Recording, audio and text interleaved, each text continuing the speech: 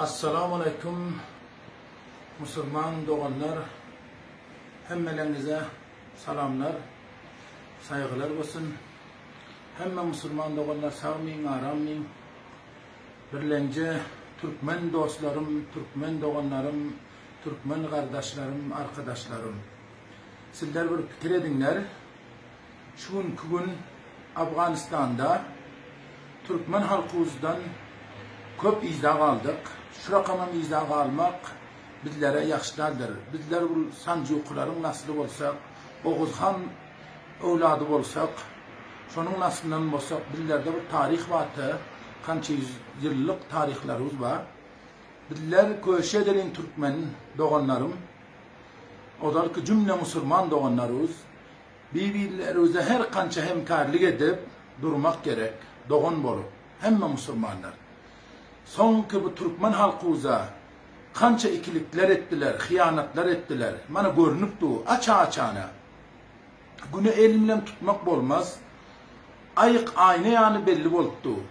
Bugünkü gün Türkmen halkımızdan, Türkmen halkımızın levaslarını giyip, Türkmen doğanlarını giyip, Türkmen kulağlarını giyip, Türkmen telpeklerini giyip, Türkmeni geplep, Türkmenlerin men doğanı deyip, Türkmen kovma hak verecek deyip, her yakisen bunların vaade verdi. Kaysı vaadesinde durdu. Hiç kaysan vaadesinde durmadı.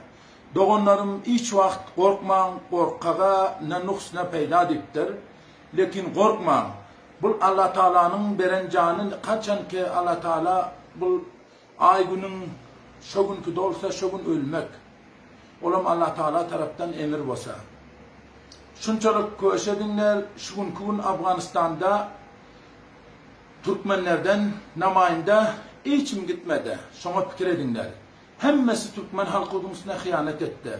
Hemme kovundan var. Bir Türkmen milletimizden yok. Şunu nâme hıyanet ettiler şuna.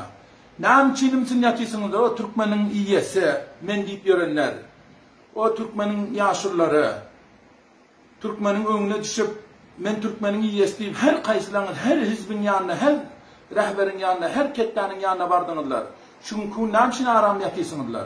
Oyununlar. Belki de attanız Hariç'ta gittinizler. Hariç'tan gelinler.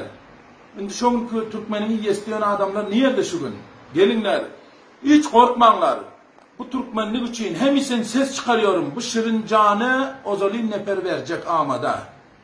Olam Allah Teala taraftan emir bolsa insan ölmeli. Allah Teala'dan emir olmasa şu günkü nannesi ben bu dünyadan ayrılıp o dünya gitmeli olsam şu gün ölüm var. Hiç korkmanlar doğanlar. Fikir edinler ki sizler her yakileniz Türkmen'de bir tarih vardı. Ana şul adamlar ki niye gitti? Türkmen'emin hakkını verecek, Türkmen'emin iyeri geçecek diyordu. Türkmen benim doğanım diyordu. Türkmen'i getiriyordular. Şol adamlar şu gün nerede? Türkmen'in önüne düşen, Türkmen'in iyisi men Türkmen'in hakkını alıp verecek diyenler. Her reis cemurun yanında vardı. Şol Türkmenler nerede uhlap yatı? Oyanınlar. Birbirlerine doğan deyinler, ağa deyinler, ini deyinler. Bir edermen yaşlılardan, jovanlardan başlıkla bizler izinde durmalı.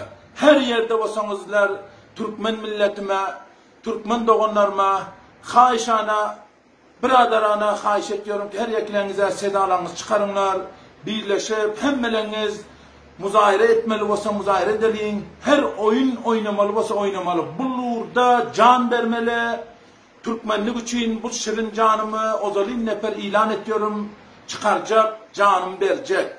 Türkmenlik için ölsem hiç yüreğim darman yok. Hakkımdan defa edip ölmek, milletinden defa etmek, ol her kime niyeseren bolmuyor ölmegem.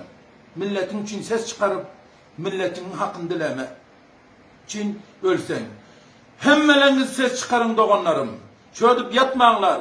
Odalayın mınam sermayedar tacirlerimizden hayiş ediyorum. İkilenci yaşlılarından hayiş ediyorum. Yennem şu rakam katı geplerden deymen yüreklerde bir arman var. Yüreklere cay veren yok mu bolup duran işler? Şundan ziyade hıyanat olsun mu Türkmen halkımıza? Gelin birleşelim. Şu gün görün Türkmenin törtün bir içi nüfusu yok neferler namayında olup gidip otuyor. Türkmen ne için gitmedi? İlletin bilimler bunun. Oyanınlar. Her jayda bolsaňyzlar birleşip, seda edip, ses çıkarıp, birleşip dogan bolup hareket etmäňizi her ýekileňizden haýyş etýorum. Biran gatty geplen bolsam, geçiriňler. Hemmeleňizden musulman doganlarym, hemmeleňize salam aleykum. Biran ijtimai eden bolsam geçiriňler. Ses çıkarıňlar türkmenlik üçin. Bul iza galanlaryňyzy bul namaýyndaky bir türkmenden gidilmede şoňa pikir ediňler. Oýanyňlar, uğda ýatmaňlar. Uğda ýatmaň. Şuňky türkmenden eder türkmen halky Afganistan İslami devlet için şehit beren ýokma? Berdiler şehit. Her barada şehit berdiler. Mücahit bolubam şehit berdiler, devletten hem şehit berdiler. Her barada Türkmen halkymyzdan merdimden ziyat berendir, şehit iken berenlerdir. Şugun Türkmende näşe bir baş ýok.